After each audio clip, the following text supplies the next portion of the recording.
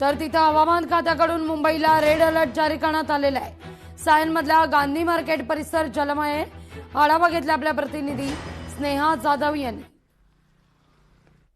मुंबईत कालपासून पावसाला सुरुवात झालेली आहे। अद्यापही पावसाने विश्रांती घेतली नाहीये। हवामान खात्याकडून मुंबई पालघरला अलर्ट जारी करण्यात आलेला आहे। महानगरपालिकेकडून देखील सतर्कतेचा इशारा देण्यात आलेला आहे। सायन इथल्या गांधी मार्केट परिसरामध्ये मी सध्या आहे। आपण पाहतो इथे मोठ्या प्रमाणावर पाणी साचलेलं आहे।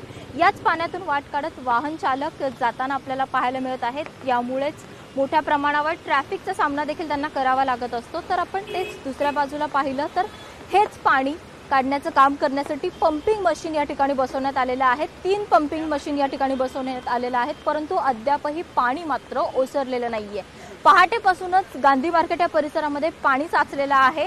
या पंपिंग मशीन सुरू असून देखील पाणी ओसरायचं काम मात्र होत नाहीये। याचाच फटका नागरिकांना होत आहे। एकंदरीतच आपण पाहतोय गेल्या अनेक महिन्यांपासून नागरिक उकाड्यामुळे त्रस्त झालेले होते। त्यामुळेच ते पावसाची वाट पाहत होते। त्यामुळे काही नागरिक सुखावलेले असले तरी देखील सततच्या पडणाऱ्या पावसामुळे मुंबईकर त्रस्त झालेले देखील पाहायला मिळत आहेत। सखल भागात पाणी साचल्यामुळे मुंबईकरांना मोठा नाहक त्रास सहन करावा लागतोय।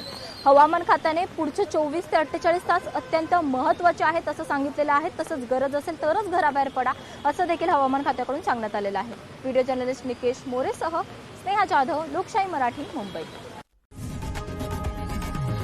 लोकशाही मराठी ऐका, पहा, जागरूक रहा।